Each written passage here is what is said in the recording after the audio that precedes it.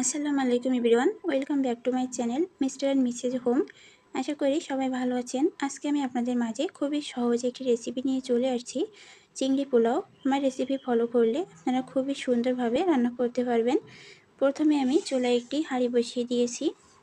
এরপরে 2 টেবিল চামচ মতো রান্নার তেল দিয়েছি। আর এখানে চিংড়ি মাছ নিয়েছি আমি এখানে 300 গ্রাম মতো। চিংড়ি মাছগুলি সামান্য লবণ আর একটু মরিচের গুঁড়া দিয়ে হালকা মেখে নিয়েছি। এবার চিংড়ি মাছগুলি আমি হালকা ভেজে নিব।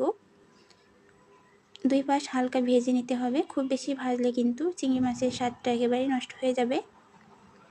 পোলাও রান্না করার আগে মাছের খোসাটা কিন্তু অবশ্যই ছাড়িয়ে নিতে হবে, তা না হলে খেতে কিন্তু একেবারেই ভালো লাগবে না। দেখুন বন্ধুরা, আমার মাছটা কিন্তু ভাজা হয়ে গিয়েছে, আমি খুব বেশি ভেজে নেইনি। এরপরে 2টা তেজপাতা, একটা দারচিনি, এলাচ আর গোলমরিচ দিয়েছি। মশলাটা আমি হালকা ফোড়ন দিয়ে নিব।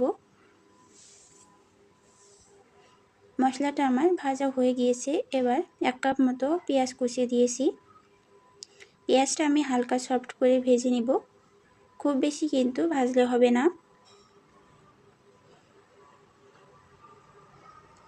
পেঁয়াজটা আমার ভাজা হয়ে গিয়েছে।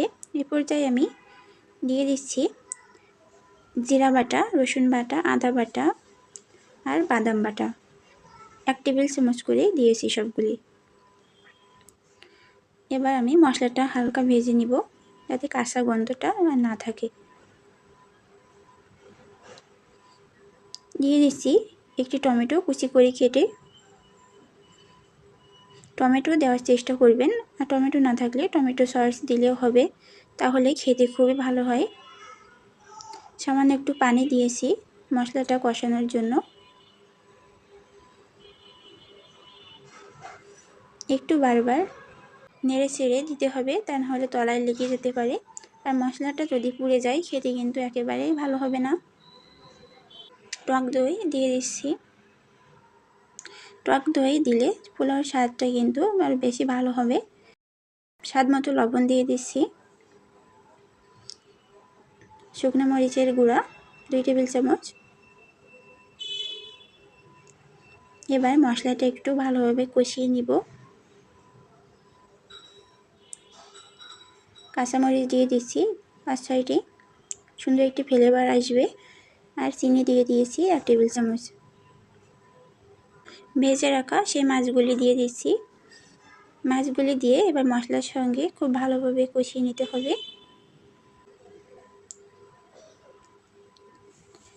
মাছগুলি দিয়ে আমি খুব ভালোভাবে কষিয়ে নিচ্ছি, দেখতেই পাচ্ছেন। এভাবে একদিন চিংড়ি পোলাও রান্না করে খেয়ে দেখবেন, খেতে কিন্তু খুবই ভালো হয়। নারকেলের দুধ দিয়ে দিচ্ছি 1 কাপ। নারকেলের দুধটা অবশ্যই দেওয়ার চেষ্টা করবেন, তাহলে খেতে খুবই মজার হবে। এবার চাউল দিয়ে দিচ্ছি। আমি এখানে 2 কাপ বাসমতি চাউল নিয়েছি, আপনারা চাইলে যে কোনো চাউল দিয়ে রান্না করতে পারবেন। চাউলটা আমি আগের থেকে খুব ভালোভাবে পরিষ্কার করে ধুয়ে পানি ঝরিয়ে রেখেছিলাম। চাউলটা আমি আগের থেকে কিন্তু 10 থেকে 15 মিনিটের জন্য ভিজিয়ে রেখেছিলাম।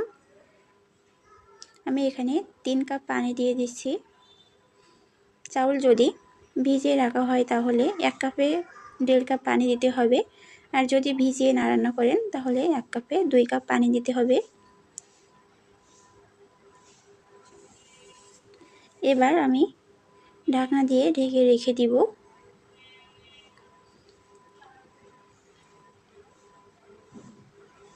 ঢাকনাটা খুলে একটু বারবার নেড়ে চেড়ে দিতে হবে।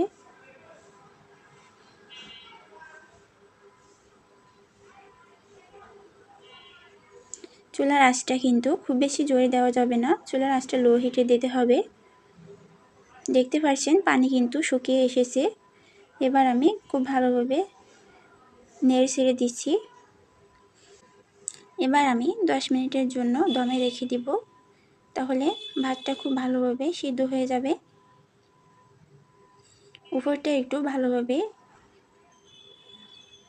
সমান করে দিচ্ছি। দিয়ে দেখুন বন্ধুরা, 10 মিনিট পরে ঢাকনা খুলে ভাতটা কিন্তু আমার খুবই ঝরঝরে হয়েছে, দেখলে বুঝতে পারছেন কতটা সুন্দর হয়েছে। এভাবে চিংড়ি পোলাও রান্না করলে খেতে কিন্তু খুবই ভালো হবে। একদিন বাসায় ট্রাই করবেন, দেখলেই তো বুঝতে পারছেন যে কতটা লোভনীয় হয়েছে। আমার ভিডিওটি ফলো করে একদিন অবশ্যই রান্না করবেন। ইনশাল্লাহ আপনাদেরটাও খেতে খুবই ভালো হবে। ভিডিওটি ভালো লাগলে অবশ্যই সাবস্ক্রাইব করবেন। আজ আমি বিদায় নিচ্ছি। সবাই অনেক বেশি ভালো থাকবেন। আল্লাহ হাফেজ।